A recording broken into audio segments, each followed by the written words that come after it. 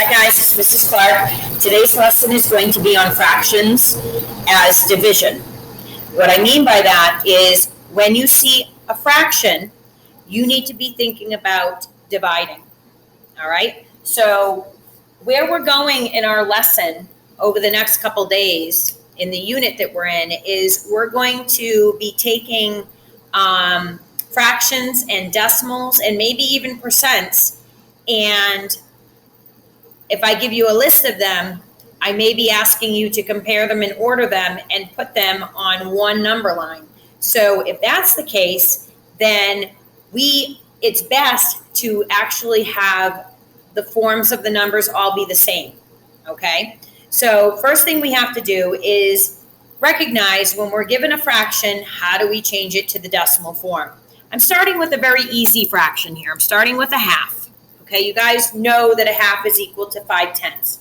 But I want you to match the work that we put into the dividing of it and making sure that when we do the work, we actually get 5/10 like we know we're supposed to.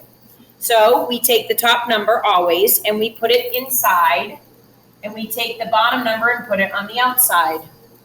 Okay, so we're going to be taking 1 and dividing it by 2. 2 can't go into 1. So what we have to do is add our decimal. We're going to take that decimal and place it up in our quotient, which is the answer to a division problem. All right. And we're going to do something. We're going to add zeros. Okay. Which also means to annex zeros. We're going to add a 0. We're going to add as many zeros as we have to until 2 can go into that number. Okay. And at this point, can 2 go into 10? The answer is yes. So 2 into 10, it goes 5 times. 5 times 2 is 10. So we know that our work, when we divided 1 by 2, we got the decimal form of a half is equal to 5/10. So we did do our work correctly. Let's go to another one. 3/5. All right. 3 goes in, 5 goes out. Top number in, bottom number out. Okay. So can 5 go into 3? You know the answer is no. So we have to add our decimal, place it into our quotient, and annex a 0. Can 5 go into 30? Yes, it can. It can actually go 6 times. 6 times 5 is 30. So 3/5 ends up being the fraction 6/10. They're equal. Okay? These are all, it's all coming together. When you hear 3/5 and then you hear me say 6/10, you know that that can be simplified down. If you write that as a fraction, 6/10 can bring you all the way back to the 3/5 fraction form. So if you can say a decimal amount correctly, and that means not saying 0.6, but you say 6/10, then it can simplify in its simplest form, brings you to the simplest form of what 6/10 is, which is 3/5, and 3/5 is equal to 6/10. All right, let's go on to another one. Now things are going to be a little bit different. 5 into 6, we're going to take 5 and it's going to be divided by 6. Okay, so top number in, bottom number out. Okay, we're going to, 6 can't go into 5, so we add our decimal, annex our 0. 6 into 50. 8 times. 8 times 6 is 48. Bring down my 2. 6 can't go into 2, and you can't see it, but now you can. 6 can't go into 2, so we have to add another 0, annex that 0, add it to the 2. I'm looking at 6 going into 20. Did you say 3 times? You are correct. So 3 times 6 is 18. 10 minus 8 is 2. That looks familiar. That looks familiar. We already got 2 up here. When we did 20 minus 18, we got 2 again. So if I put up the number here as to how many times 6 can go into 20, you would tell me again that it would go 3 times. Well, we could sit here and literally put a 3, continue with the 3, put another 3, put another 3, put another 3, because what's happening here is we have a repeating decimal. It's never going to end, okay? The next digit after the 3 is going to be another 3, and then it's going to be another 3, and so on. So when you start seeing digits repeat, okay, when you have a fraction, when you divide your top number by your bottom, when you start seeing a digit and a decimal number repeat, it's called a repeating decimal. What we're going to do is we're going to put a line, a straight line over the digit that repeats. And I'm not going to put any other numbers. I'm going to know that the next digit that comes after that 3 is going to be another 3.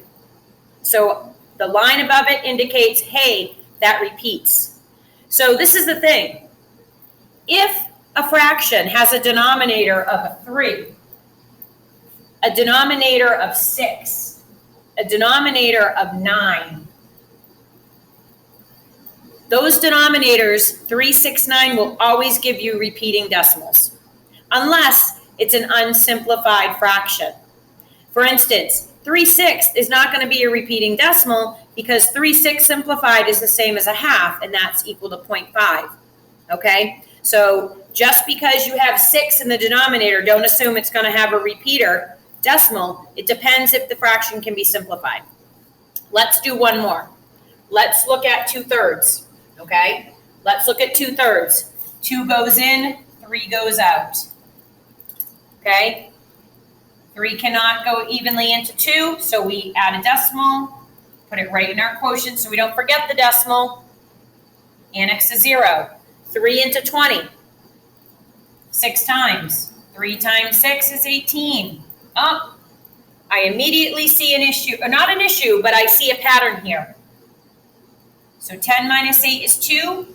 If I annex another 0, I'm going to continually get 20 minus 18, which means the digit that comes after the 6 is always going to be, what did you say? Another 6. So we put a repeating line above the 6 to indicate this is a repeating decimal. And if I asked you for the next 3 digits that came after the 6 here, you would tell me, Mrs. Clark, they would be 3 more 6s. Okay? So let's do one more. Let's do 2/9. Let's just see if Mrs. Clark is correct in what she said, that if the fraction has a denominator of 3, 6, or 9, we're going to keep getting these repeating decimals. So let's do 2/9. Okay? So 2 goes in, 9 goes out. That's the biggest mistake I see people make. If they're making mistakes changing their fractions to decimals, it's because they put the wrong number inside and the wrong number on the outside. So top in, bottom out. Okay? 9 into 20. Put my decimal in my quotient.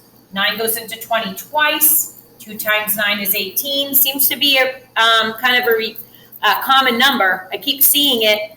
When we had a denominator of 3, when we had a denominator of 6, we seem to be getting 18 a lot. I don't know what that's all about.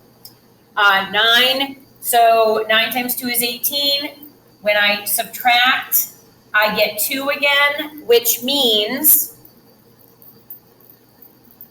9 is always, we're going to keep getting 2 because it's going to be how many times can 9 go into 20? And the answer is going to be 2. Okay? So instead of writing 22 hundredths, because the 2 is always going to repeat, we're going to save time writing and we're just going to put that line above the 2. And the way I would say that is if I wanted to identify what that's saying, I would say 2/9 as a decimal is 2/10 repeating. That's how it would be said. Hopefully this helps. Hopefully I might have refreshed your memory on some things you might have already known. But now we're going to practice some of this together.